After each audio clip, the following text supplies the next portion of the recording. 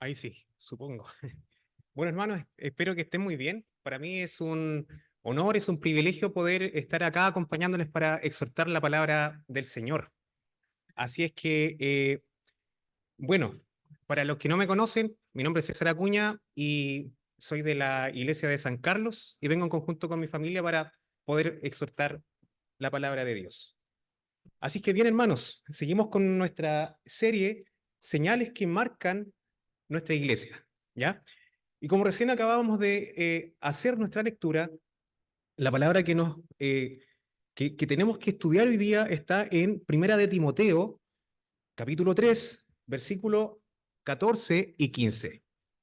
Voy a repetir nuevamente el texto y empezamos con nuestra exposición de la palabra. Dice así: esto te escribo, aunque tengo la esperanza de ir pronto a verte, para que si tardo, sepas cómo debes conducirte en la casa de Dios, que es la iglesia del Dios viviente, columna y baluarte de la verdad. Se escucha bien, ¿verdad? Que me siento un poquito agachado. Eh, mientras reflexionaba un tanto en el texto que tenemos que ver el día de hoy, la palabra que más me daba vuelta es la palabra verdad. Y me preguntaba, ¿acaso dentro de lo que es el mundo existen verdades absolutas? Porque sin duda que para el cristiano, hoy día, la verdad del Evangelio, la verdad de Jesucristo es una verdad absoluta. Es una verdad que no acepta contradicción, porque es la verdad. Y en esto que reflexionaba respecto de la verdad, me acordaba de un pasaje que está descrito en los Evangelios, particularmente en el Evangelio de Juan. Y este es el relato en que está Poncio Pilato, ¿cierto? El gobernador, el prefecto de Roma, teniendo un diálogo con nuestro Señor Jesucristo momentos antes de la crucifixión. Y lo interesante es que en este diálogo el Señor Jesús dice o proclama una frase, unas palabras, que son las palabras que yo quiero conectar hoy día. Algo así como parafraseando, dice: para esto he venido al mundo, para esto he nacido, para dar testimonio de la verdad. Porque todo aquel que es de la verdad, oye mi voz. Y en este instante, una vez que Jesucristo hubo dicho estas palabras, Poncio Pilato le preguntó: ¿y qué es la verdad? No hay respuesta en el diálogo, porque en este momento Poncio Pilato sale, ¿cierto?, afuera del pretorio para hablar con los fariseos y las personas que estaban ahí exigiendo que nuestro Señor Jesucristo sea ejecutado en este momento. Y por eso es que yo quiero reflexionar hoy día en respecto a esta gran verdad. Y por eso es que nuestro sermón va a estar enfocado en tres aspectos centrales respecto a esta verdad o a esta gran verdad. La primera tiene que ver con la verdad sobre nuestra iglesia. La segunda tiene que ver la verdad de cómo es que debe conducirse la iglesia. Y tercero, la verdad de las verdades, la verdad del Evangelio de nuestro Señor Jesucristo. Así que empezamos con el primer punto, que es la verdad sobre cómo debe conducirse la iglesia en conformidad con la palabra del Señor. Y nosotros notamos que el texto parte diciendo: esto te escribo, aunque tengo la esperanza de ir pronto a verte. Para que nosotros nos podamos situar un poco en el contexto de lo que está pasando acá, esta es una carta que escribe el apóstol Pablo a su discípulo Timoteo. Para los que no conocen a Timoteo, Timoteo era un joven, anciano, oriundo de una localidad llamada Listra, ¿cierto?, de la provincia de Galacia en Roma. Y Timoteo era hijo de un matrimonio mixto. Y cuando me refiero a un matrimonio mixto, me refiero a un matrimonio en yugo desigual. ¿Por qué? Porque el papá de Timoteo era un gentil, probablemente un romano. Pero la mamá y la abuela de Timoteo eran judías, eran cristianas, ¿ya? Judías étnicamente hablando, pero eran cristianas. Y por eso es que tanto la madre como la abuela prepararon y exhortaron a Timoteo desde su infancia hasta su adultez.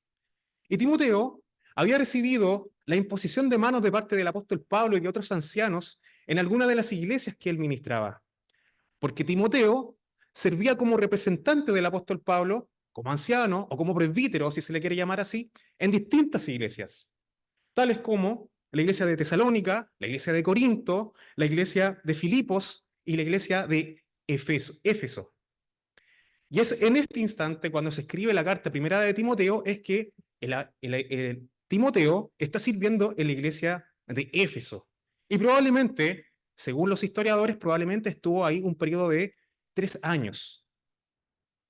Entonces, ¿cuál es el contexto? ¿Cuál es la situación? Timoteo recibe una carta del apóstol Pablo recibiendo instrucciones.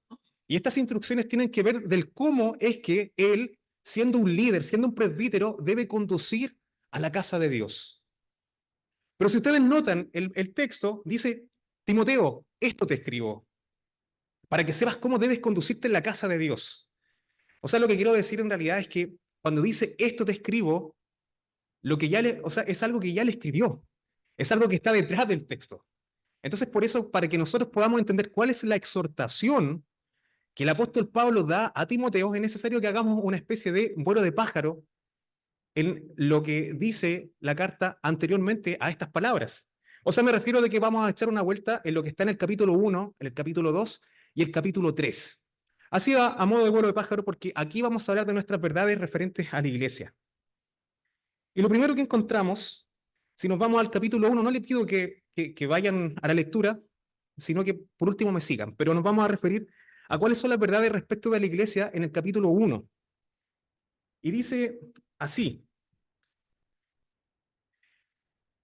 Entonces comenzamos con la primera verdad y dice el capítulo 1 lo siguiente: ¿Cómo te rogué que te quedases en Éfeso para que mandases a algunos que no enseñen diferente doctrina ni presten atención a fábulas y genealogías interminables?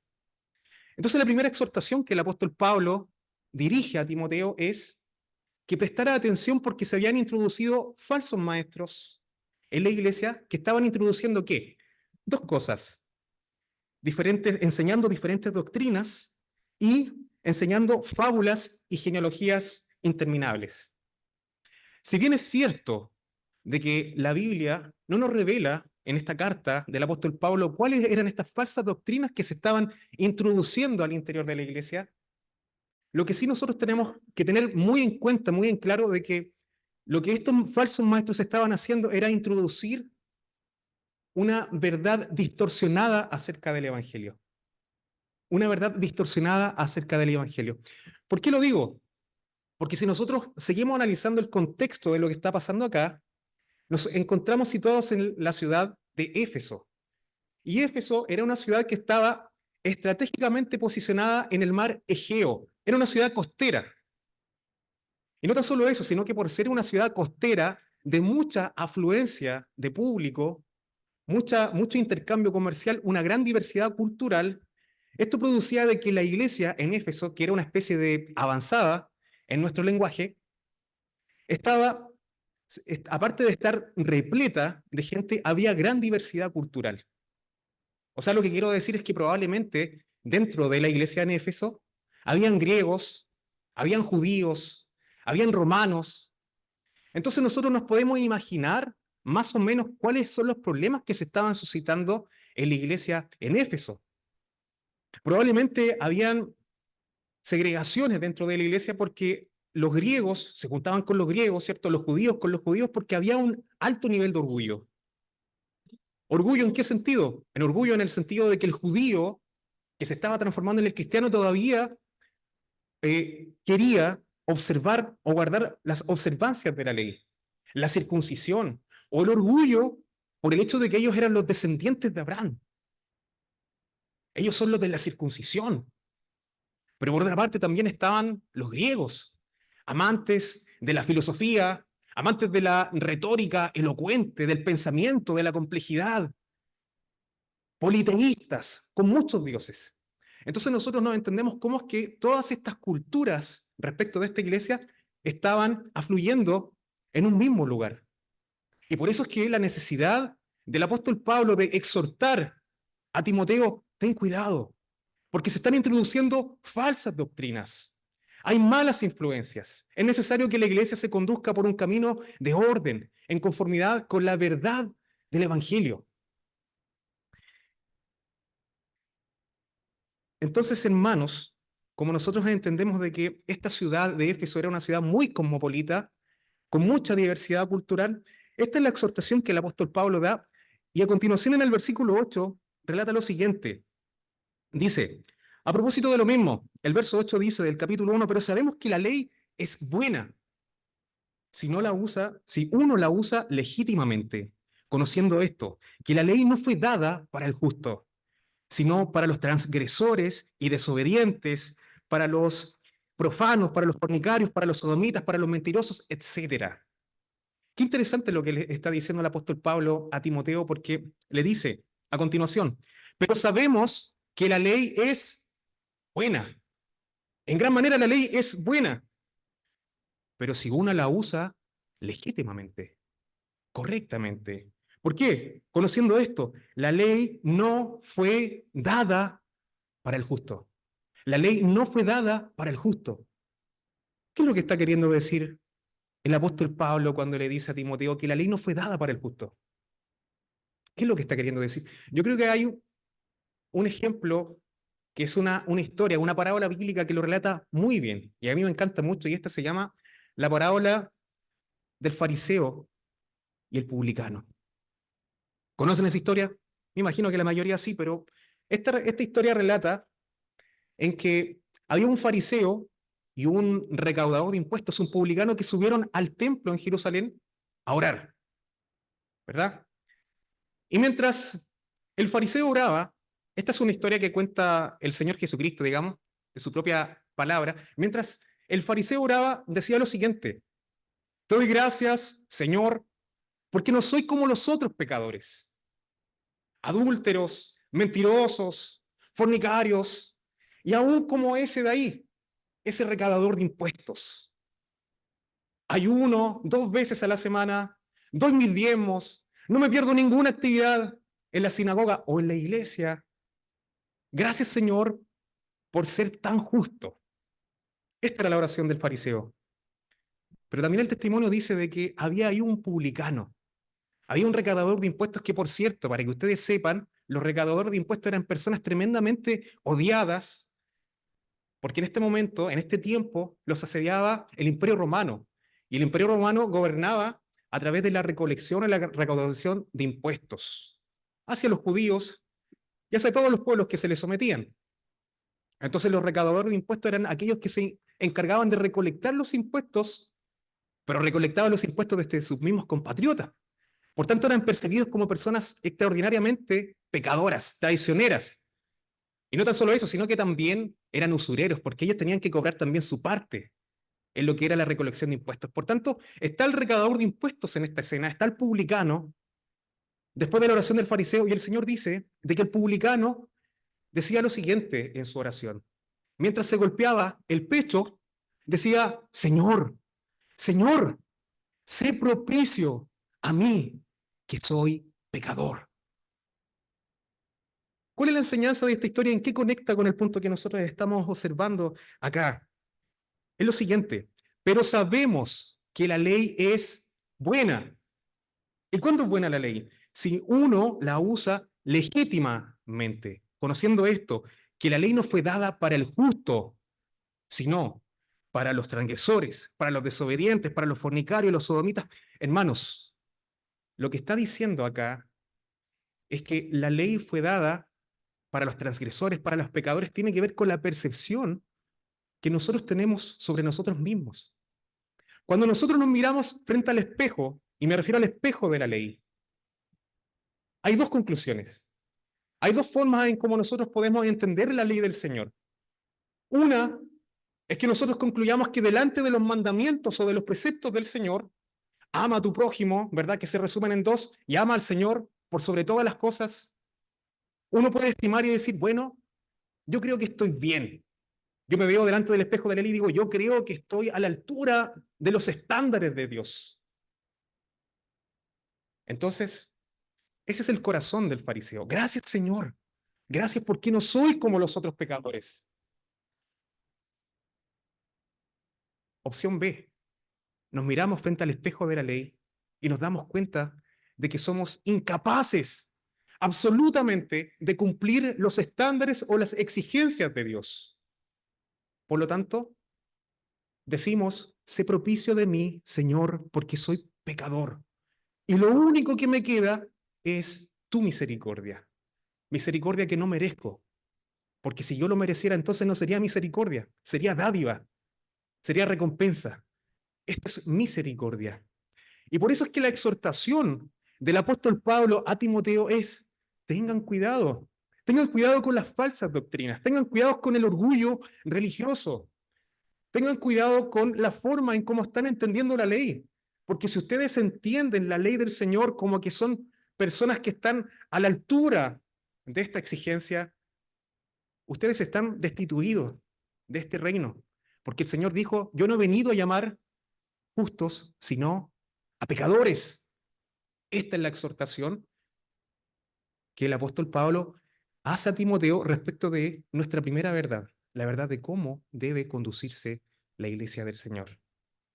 A continuación, nosotros revisamos nuestro vuelo de pájaro cuáles son las exhortaciones que el apóstol Pablo da a Timoteo en el capítulo 2, ¿verdad? Y en el capítulo 2 dice lo siguiente, dice: Timoteo, todo esto te ordeno que hagas y exhorto ante todo que se hagan rogativas, oraciones, peticiones y acciones de gracias por todos los hombres. Y cuando dice por todos los hombres, se refiere a todas las personas. Ya la traducción bíblica no tiene nada que ver con el lenguaje inclusivo, no tiene nada que ver con el hecho de decir a todos los y las niños y niñas, ¿verdad? Hombres y mujeres. A todos los hombres se refiere a todas las personas. Y lo que hace el apóstol Pablo es exhortar respecto de la importancia de la oración. Y que la oración es una señal distintiva que marca nuestra iglesia. Y por eso es que la subclasifica. Dice Timoteo: la iglesia del Señor debe conducirse de la siguiente manera: hagan rogativas. ¿Y qué significa rogativas? En el griego deesis, súplicas, peticiones específicas que se levantan al Señor con reverencia, con humildad. Así también hagan oraciones, oraciones que en el griego utiliza la palabra prosegé, ¿cierto? Y estas oraciones en un sentido genérico, oración que puede implicar alabanza, adoración, confesión de pecados, pero también den acciones de gracias. Y la palabra que se utiliza en el griego acá es Eucaristía, acciones de gracias. Sean agradecidos por todo, por todo. Así es como debe conducirse una iglesia. Somos agradecidos por todo. Somos conscientes de que el hecho de que estemos aquí, que podamos ver, que podamos oír, que podamos respirar, que nuestro cuerpo esté funcionando, que podamos tener el pan sobre nuestra mesa, estamos conscientes de que esto es un don de Dios. El hecho de que podamos sonreír, el hecho de que podamos estar aquí, el mismo hecho de nuestra salvación, es algo del cual estamos conscientes, es algo del cual nosotros estamos agradecidos. Acciones de gracia. Es como debe caracterizarse la iglesia. Y la Biblia lo exhorta en reiteradas veces. Estad siempre gozosos. Dad gracias en todo, porque esta es la voluntad de Dios para con vosotros en Cristo Jesús. Por nada estéis afanosos, sino sean conocidas vuestras peticiones delante de Dios con oración y ruego y con acción de gracias. Y la paz de Dios, que sobrepasa todo entendimiento, guardará vuestros corazones. Orando en todo tiempo, con toda oración y súplica en el Espíritu, y velando en ello con toda perseverancia y súplica por todos los santos. Entonces ya vemos que el capítulo 2, la exhortación de que el apóstol Pablo da a Timoteo de cómo debe conducirse la iglesia del Señor, es que se debe caracterizar por oraciones. Y por eso es que en nuestra iglesia oramos, intercedemos, damos gracias, pedimos por nuestros hermanos, pedimos por todos los hombres. Es una práctica que debe caracterizar a una iglesia. Tercer punto, tercer elemento de cómo es que debe ser una iglesia del Señor, capítulo 3. Y el capítulo 3, el apóstol Pablo se refiere a los oficiales de la iglesia. No merece tal vez la pena que nosotros profundicemos en este punto porque hasta hace poco nosotros estuvimos en una asamblea, ¿verdad? En donde estuvimos escogiendo a nuestros oficiales y por tanto probablemente ya estamos un poco relacionados de cuáles son los requisitos que deben reunir los oficiales de la iglesia, tanto presbíteros como diáconos, ¿cierto? Hombres de una sola mujer, o sea, de una sola esposa, aptos para enseñar, no dado al vino para el presbítero, no dado al mucho vino para el diácono. Pero nosotros creo que ya estamos un poco relacionados con cuáles son las exhortaciones que el apóstol Pablo hace con respecto a los oficiales de la iglesia. Entonces, con esto, mis hermanos, yo quiero introducirme en el segundo punto, porque acabamos de ver una primera gran verdad, y esta primera gran verdad se refiere al hecho de cómo debe conducirse la iglesia del Señor. Segundo gran punto, segunda gran verdad, es cómo es que, o sea, cuál es la verdad respecto de la casa del Señor. Observen que el texto dice, Timoteo, ¿verdad?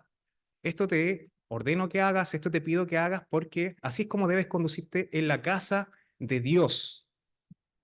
¿Por qué? Porque es la casa del Dios vivo, columna y baluarte de la verdad. ¿Por qué Timoteo exhorta, perdón, por qué Pablo exhorta a Timoteo a que una iglesia debe estar y ser celosa de la verdad, preocuparse de la falsa doctrina? ¿Por qué una iglesia debe orar? ¿Por qué debe preocuparse de cómo deben ser sus oficiales? Porque se trata de la iglesia del Dios vivo. No es cualquier cosa. No es algo que nosotros podamos tener como poca cosa.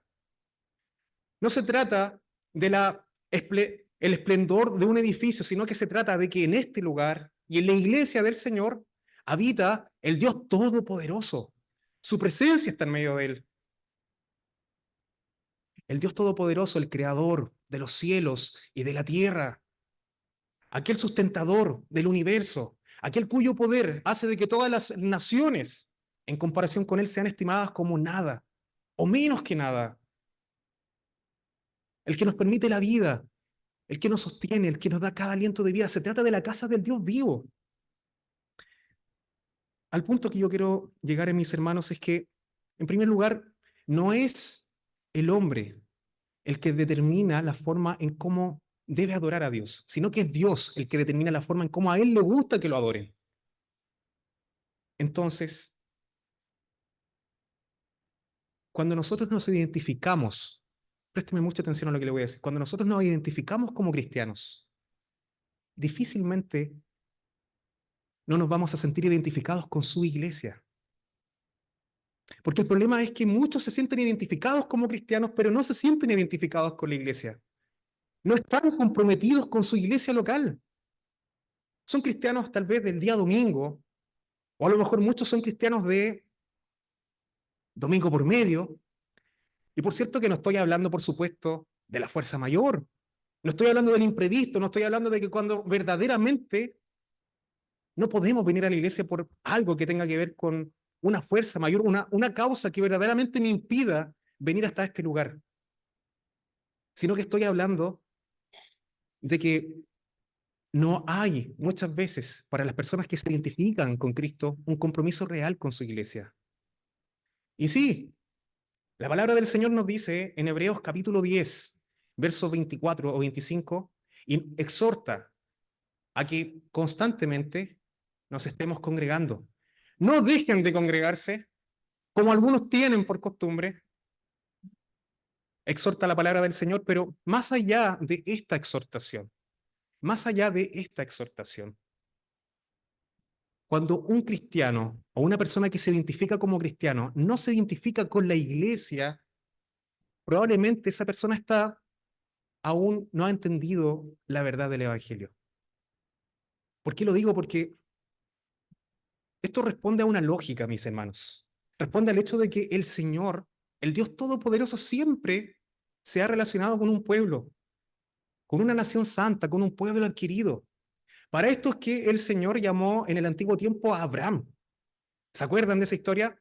El Señor llamó a Abraham y le dijo, Abraham, ven a la tierra que te mostraré. porque te bendeciré, haré de ti una gran nación, y en tu simiente serán benditas todas las familias de la tierra. Y lo interesante es que dice en tu simiente, y la palabra simiente acá es, en el idioma original, la palabra esperma. Y la palabra esperma, de espermio, tiene que ver con una descendencia física. La promesa de la bendición que el Señor le hizo a Abraham fue para un pueblo que era descendiente de Abraham, Isaac y Jacob, los grandes patriarcas del antiguo tiempo. ¿Y qué quiero decir con esto? De que cuando el Señor llama a un pueblo en el antiguo tiempo y le promete bendición a la descendencia de Abraham, hoy día nosotros no somos descendientes físicos de Abraham, pero somos descendientes espirituales de Abraham, porque somos parte de la promesa y nosotros tenemos entrada a esta promesa a través de la fe en Cristo Jesús. Y hoy día la iglesia es el Israel espiritual del Señor. El Señor siempre se ha conducido a través de un pueblo. Por eso es que digo que cuando un cristiano no se identifica con la iglesia del Señor, está incurriendo en una tremenda contradicción, porque no es tan solo un texto que nos insta a que nos congreguemos, sino que tiene que ver con un entendimiento, con una cosmovisión, en el hecho de entender que es a través de la iglesia es que nosotros somos exhortos a través de la palabra del Señor, escuchamos nuestras prédicas, a través de la iglesia es que hay ministerios, algunos apóstoles, profetas, ¿verdad? Maestros, pastores, evangelistas. A través de la iglesia es que nosotros recibimos los sacramentos, el bautismo, la Santa Cena. A través de la iglesia es que hay disciplina eclesial. La iglesia es tan importante, mis hermanos, que es comparada, el Señor hace en su palabra una analogía con el matrimonio. Para los que todavía no estén convencidos de la importancia que es el compromiso con la iglesia. ¿En qué sentido? Dice, la palabra de Dios utiliza el matrimonio como un simbolismo, porque Efesios capítulo 5 dice, maridos, amad a vuestras mujeres como Cristo amó a su iglesia. Y se entregó a sí mismo por ella, para santificarla, habiéndola purificado en el lavamiento de agua por la palabra, a fin de presentársela a sí mismo, una iglesia gloriosa, que no tuviese mancha ni arruga, ni cosa semejante. Analogía con el matrimonio, la esposa de Cristo. La iglesia es el cuerpo de Cristo, haciendo alusión a que la iglesia es un cuerpo vivo, compuesto por distintos miembros, y cada miembro tiene su participación, tiene su llamado, tiene su don, tiene una función determinada que realizar dentro de este cuerpo vivo que es el cuerpo de Cristo. Entonces, por eso, mis hermanos, yo los quiero exhortar y conducir al hecho de que lo que el apóstol Pablo está exhortando a Timoteo respecto de esta gran verdad es que nos tenemos que sentir sí o sí identificados con la iglesia del Señor. No podemos decir sí a Cristo, no a la iglesia. Si nos identificamos, si nos sentimos identificados con la iglesia de Cristo, perdón, con Cristo, también nos sentimos identificados con la iglesia de Cristo. Así también, por ejemplo, Hechos, capítulo 20, dice, por tanto, mirad por vosotros y por todo el rebaño en que el Espíritu Santo os ha puesto por obispos, para apacentar la iglesia del Señor, la cual Él ganó por su propia sangre. La cual Él ganó por su propia sangre. Así, mis hermanos, habiendo dicho nuestro segundo punto, vamos a entrar a nuestro tercer y último punto. Nuestro tercer y último punto tiene que ver con la verdad de verdades, ¿ya? La verdad del Evangelio. Eh, si bien es cierto que hasta hace poco nosotros estamos diciendo que existe una incongruencia para una persona que se identifica como cristiano, pero sin embargo no se identifica con la iglesia, la casa del Señor. Así también yo les voy a decir otra incongruencia. Es incongruente de que una persona que se identifica como cristiano no se identifique con la palabra del Señor, no se identifique con lo que el Señor dijo en su palabra acerca de su gran verdad y acerca de lo que el Señor dijo sobre sí mismo. ¿Qué es lo que quiero decir con esto? Quiero decir de que todo cristiano debe creer en que la palabra de Dios es soplada, es exhalada por Dios, 100% palabra del Señor. Y esto implica que nosotros tenemos que creer y abrazar para nosotros mismos las verdades acerca del Evangelio y las verdades respecto de lo que el Señor dijo sobre sí mismo. Porque el Señor dijo ser la encarnación de la verdad. Estuve revisando un tanto qué grandes hombres a lo largo de la historia se han atrevido siquiera a autoproclamarse ser la encarnación de la verdad o han tenido la osadía de hacerse ver como Dios. ¿Por qué lo digo? Porque si nosotros nos concentramos un poco en cuáles son las religiones que existen en el mundo, nos damos cuenta que hay cuatro que son principales: el cristianismo, el judaísmo, el islamismo y el budismo. Entonces, si nosotros vemos cada una de estas religiones, nos damos cuenta de que la religión judía se basa en nuestro mismo Dios, pero en la revelación del Antiguo Testamento, porque ellos no creen en la revelación del Hijo de Dios.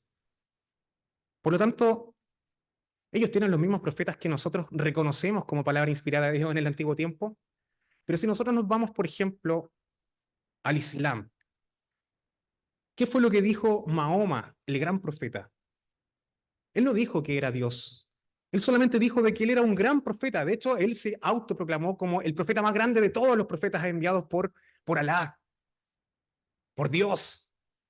Pero él jamás se atrevió a pronunciar y decir: yo soy la encarnación de la verdad, yo soy Dios entre vosotros, yo soy Emanuel. Sino que él simplemente dijo ser un profeta. Y ese profeta, Mahoma, murió. Así también encontramos a un personaje que se llamaba Siddhartha, más conocido como Buda. Y Buda dijo ser aquel ser que encontró la revelación o la iluminación de la verdad suprema.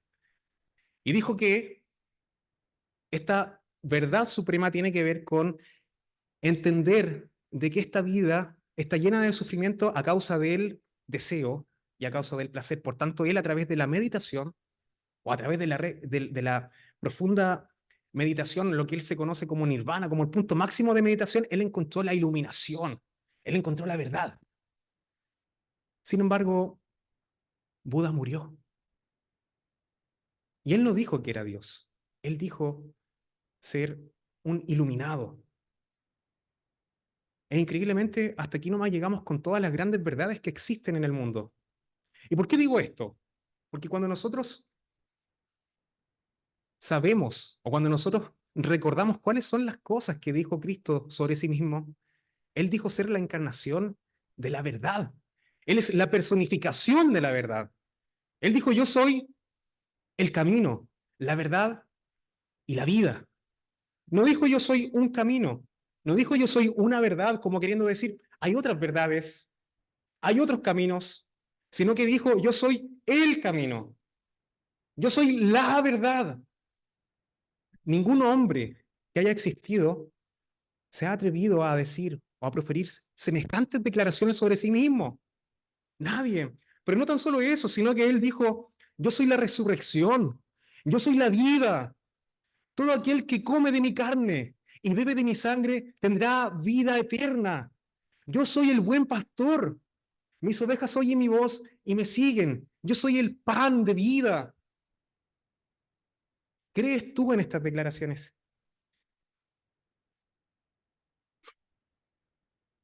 Porque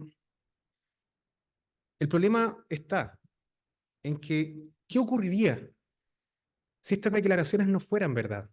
O en otras palabras, si tú no creyeras en estas declaraciones. Las declaraciones que el Señor Jesús dijo sobre sí mismo. Ser Él la encarnación de la verdad, ser Él la verdad absoluta, la verdad suprema.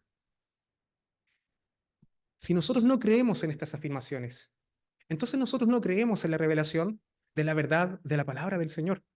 Por lo tanto, toda nuestra teología se derrumbaría. Si nosotros no creemos que Cristo es el camino, que Cristo es la verdad, que Cristo es la resurrección, entonces toda nuestra teología se cae. Todo lo que nosotros creemos acerca de la palabra inspirada por Dios se cae porque toda la Biblia habla del Redentor. Toda la Biblia habla respecto de Cristo. Cuenta la historia desde el principio, desde el Génesis. Hubo una promesa. Aquel descendiente de la mujer que pisotearía la cabeza de la serpiente, que lo heriría, que derrocaría aquello que introdujo el maligno en el mundo. Algún día vendría. De Génesis capítulo 3 comienza una promesa. Y a partir de esta promesa es que se desenvuelve una historia que cuenta la vida de Jesús, de cuáles fueron los descendientes de Jesús. Por lo tanto, si nosotros no creemos en las verdades que el Señor dijo acerca de sí mismo, toda la Biblia se nos va a caer a pedazos. No podemos decir, sí, creo en esto, y no creo en esto, porque las verdades a medias no sirven. No sirven las verdades a medias.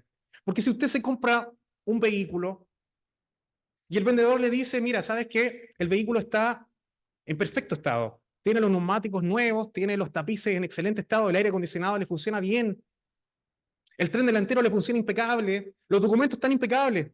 Te convenciste, compraste el vehículo. Pero resulta de que el motor estaba malo. Entonces usted va y le reclama al vendedor y le dice, oye, me mentiste. No, yo no te mentí, te dije la verdad. Es que el problema está en que una verdad a medias no es una verdad. La verdad tiene que ser completa.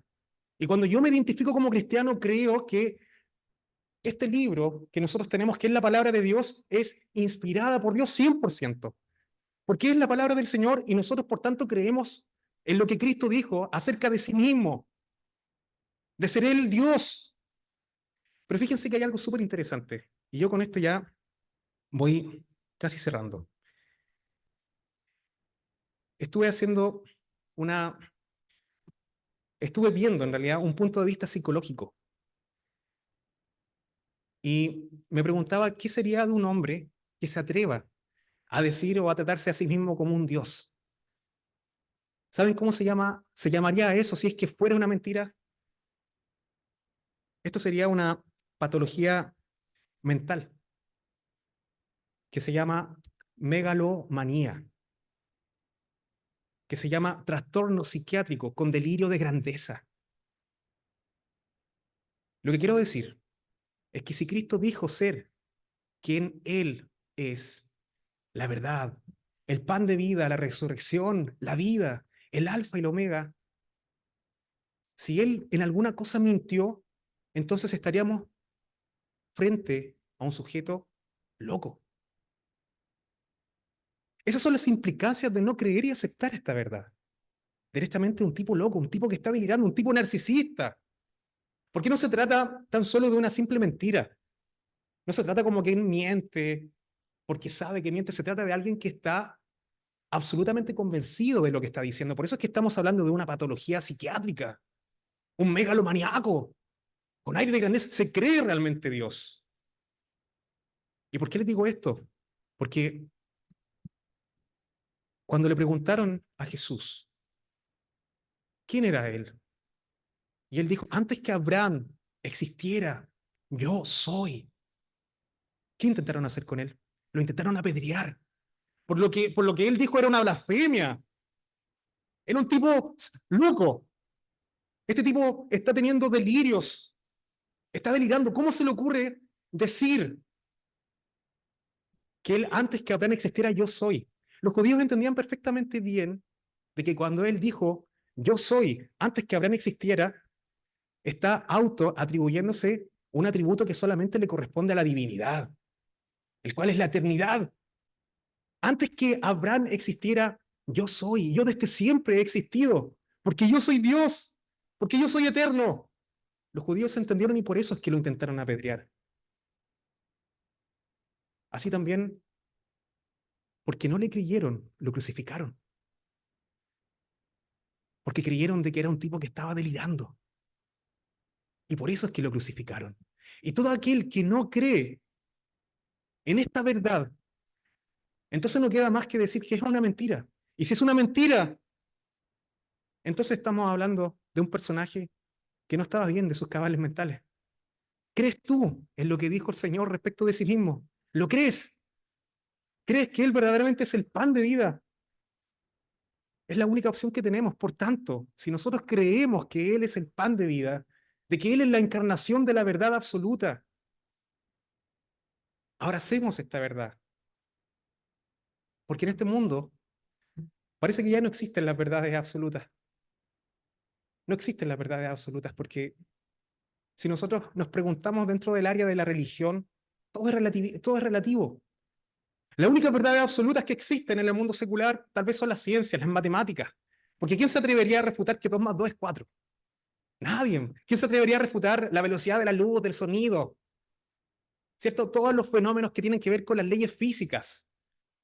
Se sabe a ciencia cierta cuándo va a ser el próximo eclipse solar, el próximo eclipse lunar, con absoluta precisión. El día, la hora, el lugar. ¿Por qué? Porque simplemente se observan las leyes que ya están puestas ahí. Entonces, cuando hablamos de verdades absolutas, estas son las únicas leyes absolutas que existen para el hombre. Algunas leyes de la ciencia, verdades innegables, irrefutables. Pero cuando se trata de fe, cuando se trata de Cristo, esto es algo relativo. Esto es algo que tiene que ver con la experiencia, tiene que ver con tu contexto, tiene que ver con tu propia vivencia, pero no como una verdad absoluta. Consideramos nosotros a la persona de Cristo como una verdad absoluta. Esto es lo que nosotros tenemos que hacer. Y esta es la exhortación que el apóstol Pablo hace a Timoteo. Esta es la casa del Dios viviente, columna y baluarte de la verdad. Este es el trabajo que tiene que hacer la iglesia. Esta es la verdad que ustedes tienen que proclamar, porque si tú le crees a Cristo, entonces ama a Cristo. Y si amas a Cristo, entonces obedece a Cristo. Y obedece lo que Él te pidió que tú hicieras, que es proclamar esta gran verdad, la verdad del Evangelio, la verdad de que a través del Evangelio se manifiesta el poder de Dios para la salvación de todo aquel que cree. Pero cuando no creemos en esta verdad, parece ser como que invirtiéramos en esta vida. Esta es la filosofía del mundo. Esta vida es corta. Vívela y aprovéchala al máximo, disfrútala, porque es tan corta que se te va a acabar en cualquier momento. Entonces aprovéchala, disfrútala al máximo. Ahí está el mundo y sus placeres. Pero aquellos que ven la vida conforme a esta filosofía son semejantes a aquel que atesora un granito de arena. Porque aquel que atesora un granito de arena no conoce la playa y no conoce lo trascendental que es la verdad del Evangelio, en el sentido de que esta vida es un pelito de la cola comparado con lo que va allá en la eternidad.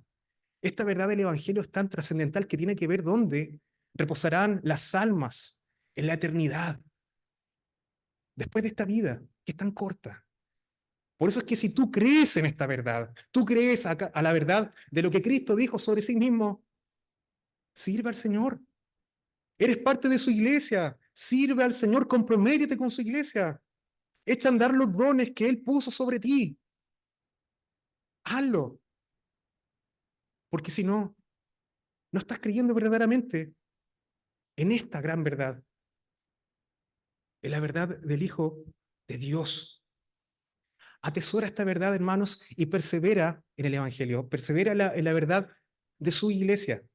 Porque para aquellos que ya son redimidos, la exhortación de la palabra del Señor los santifica.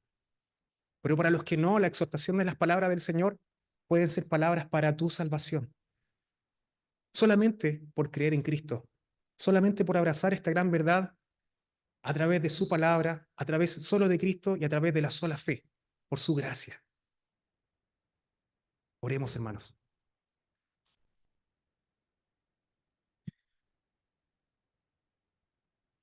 Padre bueno, te doy tantas gracias por esta tu exhortación.